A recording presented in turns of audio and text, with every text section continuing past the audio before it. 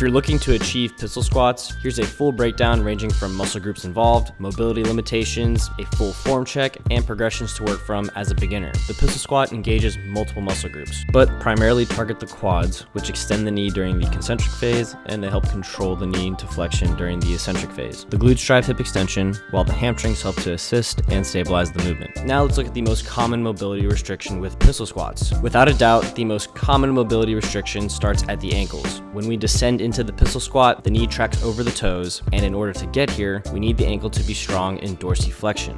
You'll know your ankle is a limiting factor if your heel begins to lift up as you descend into the bottom, or you find yourself just falling backwards. If this is you, or regardless if it's not, here's a warm-up and strengthening drill that you can implement. To warm up, you can help open up the ankle joint with some passive and dynamic movements, starting with calf stretches. Stretching out the calves will help release tension in the calf muscles, allowing you to have more available range. This one can be simple with some 30-second holds and can be done on an elevated surface or against a wall. You can follow this up with box rocks, rocking the ankle into and out of a dorsiflex position. Place one leg on an elevated box or surface and slowly track the knee over the toes. If you want, I highly recommend supersetting the calf stretches with box rocks. This is awesome for saving time and preparing the ankle joint for pistol squat work. Now we can work to help strengthen that dorsiflex position with deep squat holds. You can have an object in front of you to assist you or hold out a weight in front of you. The goal is to really contract the front of your shins or tibialis muscles in order to actively hold that dorsiflex position. If you can't perform this with your heels planted, you can slightly elevate the heels with the intention of reducing that elevation over time. And if you're using a weight in front of you as counterbalance, which can actually help you reach this position, you can work to reduce that load over time to ensure that you're working hard to really contract those tibs and hold the position. A combination of both using the superset warm-up and strengthening iso holds can really help improve ankle limitation if this is the case for you.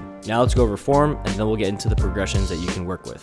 For the starting position, we want the non-working leg out in front of us with our hands out in front to help with counterbalance. You do not have to lift that leg as high as you can. In fact, try to keep it low to the ground. This will already reduce the demands of the position in comparison to holding it up high. A good small tip that I find helpful is keeping the foot of the non-working leg pointed. This can help reduce that stretching sensation on the calves and assist in keeping the knee a little more straight. Also, use a wedge for the working leg if you find ankle mobility being a big restriction. During the eccentric, with arms out in front for counterbalance, lower down with control and keep the knee of the working leg directed over the toe. We don't want the knee caving inwards, as this can create an uncomfortable and less stable position. Also, try and maintain your gaze in one place. Personally, I find keeping my gaze a bit downwards and just in front of my non-working leg to help me maintain balance better. At the bottom, you should be in a full deep squat on the working leg with the non-working leg out in front. If there's a bend in the knee, don't worry about it. It's kind of tough to hold this bottom position. During the concentric, you want to push into the ground, pressing hard, and allow the non-working leg to relax a bit as you ascend.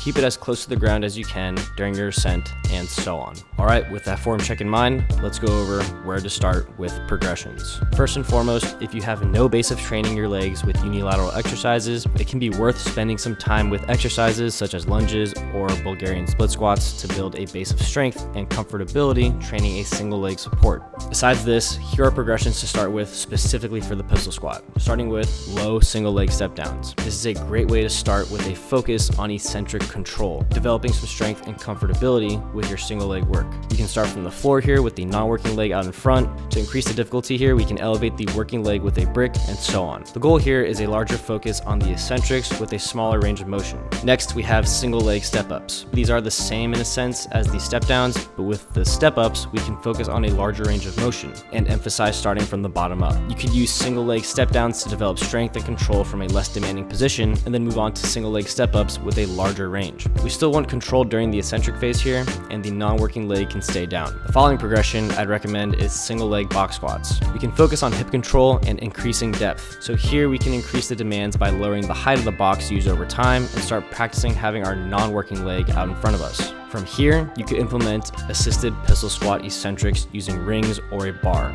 Rings can make this much more comfortable to control. The goal is to just work with the eccentric portion with the pistol squat's full range. You don't need to perform a bunch of reps when it comes to eccentrics. Anywhere from 3 to 5 reps for a few sets will work just fine. Try your best to keep the eccentrics in the 4 to 6 second range. Finally, assisted pistol squats. Here, with all the previous progressions worked on over time, you can start doing full pistol squat reps with assistance. There's no need to force reps with pure balance. You want to have a strong assisted pistol squat so that when it comes time to balance practice, you'll be more prepared with the strength and mobility requirements. Plus, if you're looking just for pure leg gains, assisted is the way to go if balance is an issue. From here, you can practice your non-assisted pistol squats as needed. Just remember that there's no need to fast track it. Progress from the bottom up, remain with the assisted positions as long as you need to, and when ready, you can try out some non-assisted pistol squats, showing that you have now mastered one of the toughest bodyweight leg exercises that you can do. Thank you guys for watching and enjoy the process.